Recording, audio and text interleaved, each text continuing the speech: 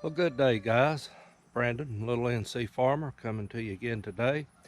Guys, I just had to share this with you, uh, show you what I've been doing.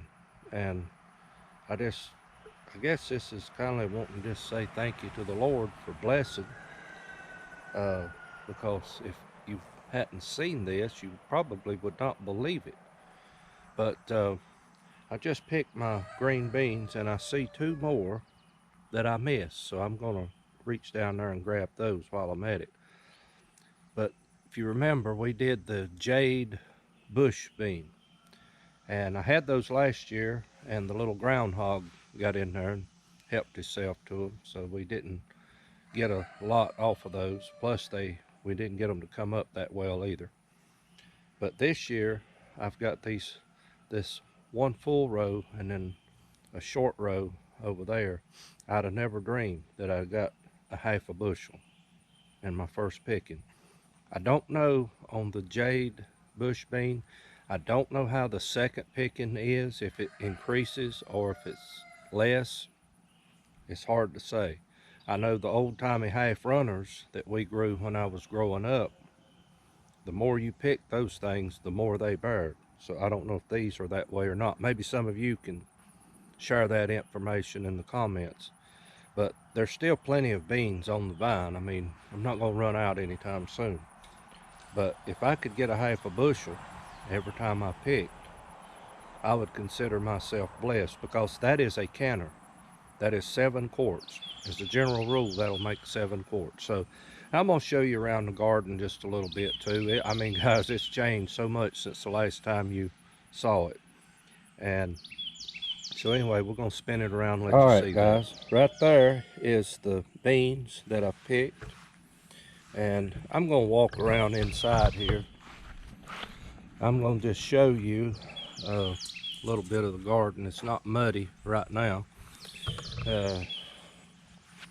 We're supposed to get a little bit of the rain off of the hurricane or tropical depression, storm, whatever it is.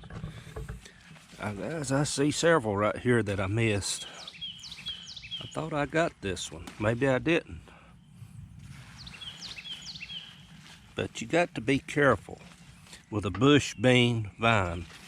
They will snap.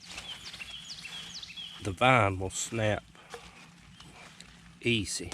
Those could have went another day, but I'm gonna go on and get them out because I think we're gonna get rain tomorrow, so that way. Got the wrong one. Yeah, here we go. I was looking at these from the other side of the fence. Those are just beautiful beans. Go ahead and take that one. I'm gonna quit. I'll stand out here and pick them again if I'm not careful. But I try to be real careful with the vines when I pick them, because like I say, they are, especially as they're young, they are tender and they'll snap real easy.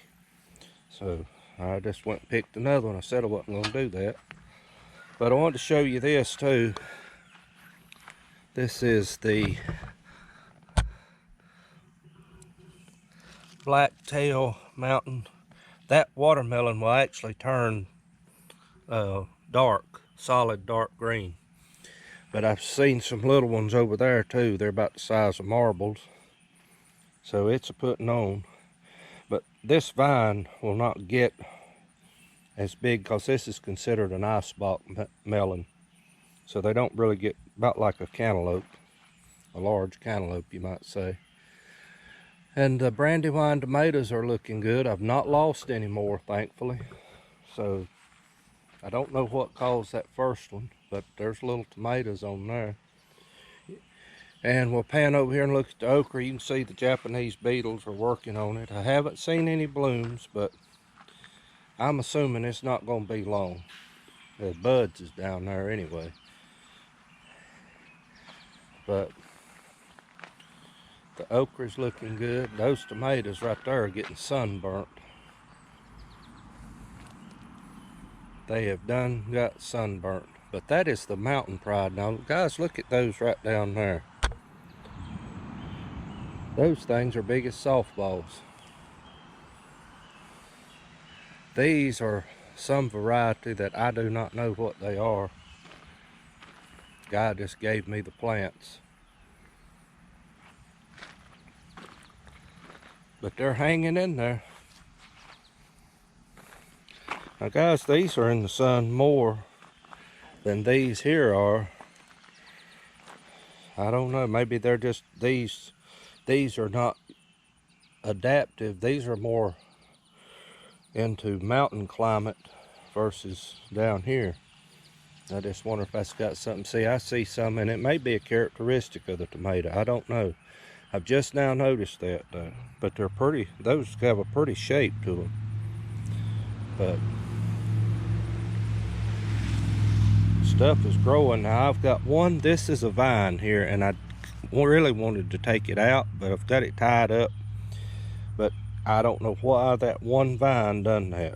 It's not bared anything, so hopefully it can't mess up nothing. Got one right there that's turning. It's a small one. These are not really that big. These down here are bigger.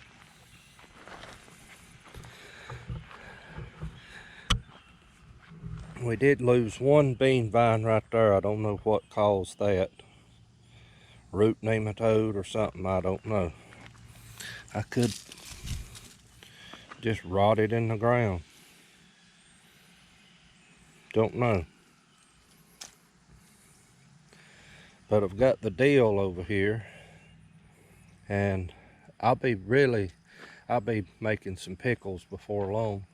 And the corn is coming along. We've probably got another, I don't know, maybe a month or a little less. Look down here, guys. Can you see that right there? Now, some people says that Silver Queen won't have the brace roots, but they do. If they live, you know, if they, see, I see them all down through there.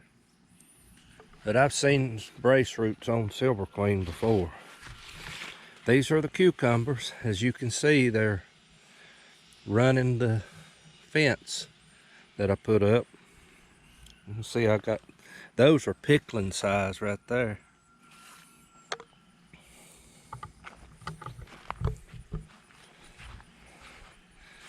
On the back side of it, there was one. Yeah. I think I'll go on and get him. I don't know why he's so short. But I've done gathered my squash off. Oh, I see another one. This one's bigger.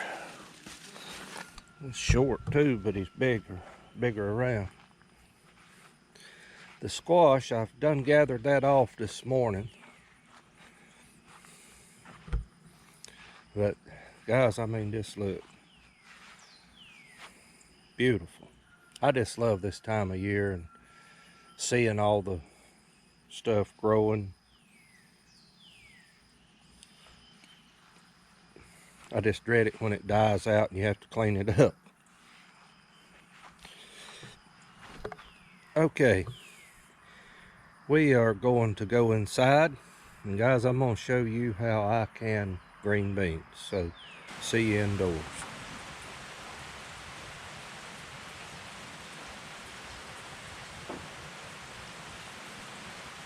Good morning, guys. It's a new day. Just picked these beans yesterday. Didn't have time to finish them up, but I did get them washed and clean. And today I'm working on breaking them up. I'm going to try to put them in the canner. I was so thankful to see that many beans come out of that little garden. And good thing about these jade bush beans, guys, you don't have to string them. I just pinch the ends off of them and break them up, let them go.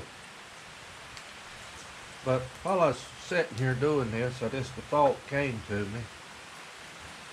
I was thinking about when I was a boy, if you went to visit, you know, most time, family, like uh, uncles, cousins, or whatever, aunts, uncles, cousins, whatever, you know, grandparents, or maybe even uh, close friends of your family or something. And if you went to their house and they were sitting there stringing beans or shelling peas or something like that, you didn't leave and say, "Oh, I'll come back. I see y'all are busy." Oh no, it didn't work that way. You grabbed you a bowl and you jumped in, whatever you could do, and you started helping. And people were just tickled to death. We've got away from that. I mean, I'm sure it probably goes on um, some in areas, but nothing like it used to be. And I just think about how we've got away from stuff like that. It used to be the norm. And it used to be that all families had a garden. Some grew a lot, some grew a minor amount, but everybody grew a little something. And now we're just depending on the grocery store and everything else to keep us afloat, to keep us fed. People don't know how to do anything themselves anymore. I don't know, guys. I just feel like that's a sad way to be. People looking for the easy way out, the cheap way out. That's not always the best, guys. Yes, I can go to the store and I can buy this stuff already packaged, canned, cheaper. But I don't know who's handled it. I do not know what's in there. Don't know how clean they were with it. And this right here, the good Lord blessed me with, and I'm thankful to get it. And guys, this is just peaceful. Sitting here, it's raining. I'm thankful, really thankful that I managed to get these picked yesterday. I would have worked on them, but I had other things to do, so I couldn't just stick with this. But I had some grass I needed to mow because I was anticipating on today being a rainy day. And I don't know how well it's showing up on the camera, but we got a lot of our hanging baskets and stuff out there on the porch getting this free rainwater. So that's another good thing. But this is just relaxing to me, guys, to sit here and do this. I mean, I'd just as soon be sitting right here doing this as I head off up the mountains or down at the beach or wherever. I'm content with this. A lot of people are not. And that's understandable. But this is just peaceful. The only thing I can make of. I feel for people that can't get no relaxation from doing something like this. Guys, I worked last night. I pulled 8 hours in the factory. Up and down on concrete floor, back and forth, here and there, lifting, toting, doing whatever I was asked to do. And yeah, I've pulled my 8 hours. I hadn't been to bed yet. It's just now, I think, 8:30, something like that, last time I looked. And this is how I relax. I got me a cup of coffee, and I'm sitting here, and Lord willing, we'll get this done and go to bed this afternoon and do it all over again. But anyway, I'm going to sit here and I'm going to keep working these beans up.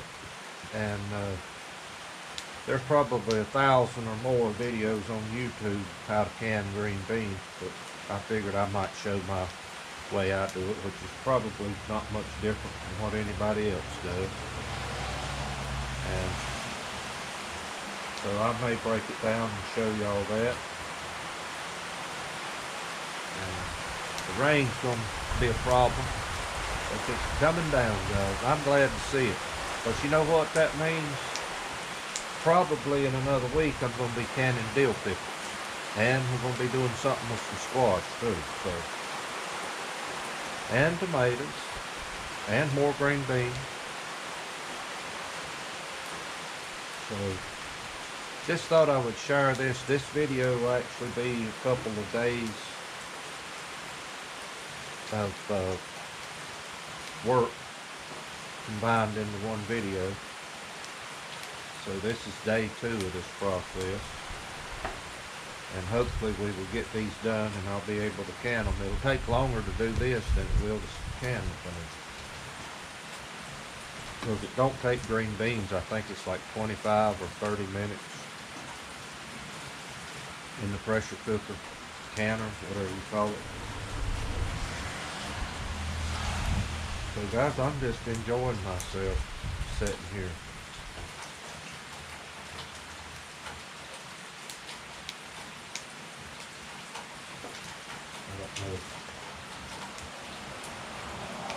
I guess that's showing up on the camera. And I've done come in, I've got out of my overalls, I've got into some comfortable clothes, guys, because I have sweated and I have run. My feet sore, my back's legs is sore. And so it feels good to sit in this old rocking chair and rest for a little bit. So thank y'all for stopping by, sitting on the porch with me a minute. This is my happy place. And so anyway, well guys, I'm gonna close this out here, and maybe we'll put the rest of it on when we're processing. I'll show you how I do it, and it's not really rocket science. But anyway, guys, I'm gonna stop the video here, and Lord willing, we'll pick up later. Okay guys, well, it's a little after 10 o'clock in the morning now. I've just got these, I rinsed them again and just now got them on. I put enough water in them to actually cover them. As you can see there now, I've just now turned them on, so they're not nowhere near ready. All I'm going to do is blanch these. You'll see the color change on them a little bit. Once I do that, then I will pack them in jars, and hopefully I'm going to have at least 7 quarts. Normally, as a general rule, if I have a half a bushel, if I pick a half a bushel of green beans, that will give me 7 quarts. So I'm hoping that's what I've got. So when I get ready to jar them up, I'll come back, and in the pressure cooker over there, that's a Presto number 21. I think there's a national pressure cooker that was made, they're identical, but the recommendation is 2 quarts of water in the cooker, and I've got it heating up right now. I guess I could set the lid on it, might heat a little quicker. So anyway, I've cleaned my stove. Guys, always start with a clean stove. If you have any kind of residue, grease, or anything like that on here, you're going to get your stove hot while you're doing this, and it makes it that much harder to clean off. So go on, clean your stove, and start with a clean stove. It just, you will appreciate it when it comes time to clean it. So anyway, once this gets hot, I'll get my jars ready to put in, or pack it up, jar it up. I'll be back. See you then, guys. Okay guys, we're back, and I've got my beans blanched. I'll show you here in a minute. You can see they're a lot darker in color. And I also have my lids and my rings. I have them ready. I boiled mine in a little pan of hot water. I know Ball says you don't have to no longer do that. Well, I'm not using Ball lids today. I'm using Golden Harvest, and the instructions on this box specifically said to boil your lids. I think it was like 5 minutes, 10 minutes, or something like that, and they've got a good 5 minutes anyway. But I don't know, I'm not trying to get no debate on that, but I think the principle behind that is sterilization. And I wouldn't say, I don't think it's going to hurt nothing if you did boil a ball lid, because I just don't like change, and I'll go ahead and boil mine. I mean, I'll just tell you up front. So anyway, just thought I'd throw that in as a side note. Another thing, I had a subscriber gave me this little cannon book. It is a Kerr cannon book, Kerr. The price is 15 cents, so I can only imagine how old this book probably is. Miss Glenda, I want to say thank you. Miss Glenda, I think, lives on the West Coast, if I'm not mistaken. And I want to say thank you so much for this gift. It is priceless, guys. I can't tell you. There's so much more information in a lot of these older books that you won't find in your newer ones today. But the recommendation for green beans is pretty much the same. 25 minutes for quarts, 10 pounds pressure. 20 minutes for pints, 10 pounds pressure. So there's no difference. Guys, I've went through. I've put a teaspoon of salt in each quart jar. And what I'm going to do now, I'm going to go ahead and start packing my beans in. And one thing I'll say, when you blanch your beans, you can get more per jar by blanching them than if you would raw pack. So I just thought I would share that with you. They'll tend to look prettier in the jar as well. Now, one more thing I'm going to say that I do, some people don't do this. I'll use my water that I blanch the beans with, I'll use that in my beans and canning them. There's some folks that might be, you know, they don't like that. To me, personally, I think you lose flavor. So that's why I do it. I always have. And, you know, to each their own. But I'm all about flavor. So, but I'm going to just do this one jar. I'm not going to let you sit and watch me pack up 7 quarts. And I like this little thing. I think we bought this last year when I did the video at Lanier's Hardware. I think that's when I got that. And I'll just ladle some in here like that. I don't want to get no extra green beans in there. It's pretty full.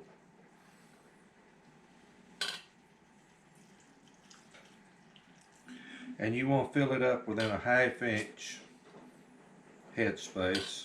I'll show you in a minute about what that's going to look like. Beans keep wanting to get in the water.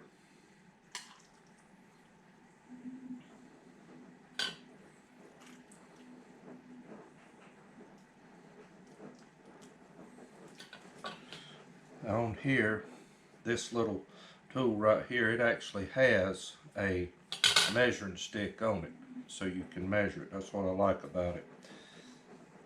So I'm going to put it down, and I am right at the water right there, so that's good. Alright, you want to always be sure that you wipe your top down. And guys, I got these jars out of storage. I double checked around the rims to be sure that there was no nicks or burrs or anything that would cause a problem. And so always check your jars before you start the process. Like I've said before, my hands are pretty calloused, but I'm going to use this anyway. Guys, I'm going to set this in the canner. I'll be right back.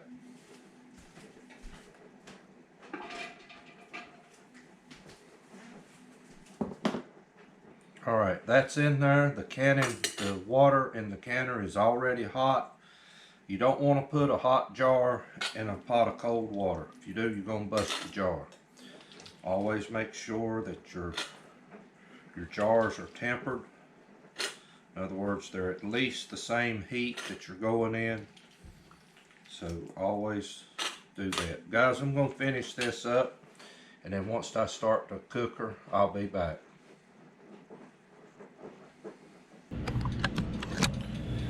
Alright guys, 7 quarts exactly on the money is what we've got. So I'm gonna up the heat, and I'm gonna go ahead and put the lid on, but I'm not putting the regulator on yet. As you can see, we got a brand new gauge. This is the one I reworked back in the fall or late summer last year. So I'm gonna let it. What I'll do, I'll just tell you, I'm not gonna drag this out any further, but I will let that vent with the regulator off for about 5 to 10 minutes. Then we'll put it on. We want to bring the pressure up to 10 pounds, and we'll start counting 25 minutes. If you're doing pints, 20 minutes. So at 10 pounds of pressure, we're going to hold it there for 25 minutes. Then we'll cut it off, let the pressure drop on its own. And once the pressure's dropped, the little regulator or the little safety valve will go down, and we'll be able to unload the cooker. So guys, I hope y'all found this helpful. If you have any questions, feel free to leave them in the comments. Thank you for coming along. Thank you for watching this video. And guys, I hope y'all have a great summer. I hope you're doing a lot of canning, putting up food and storing up food for this winter. So anyway, guys, y'all have a great day. Thank you from Little NC Farmer.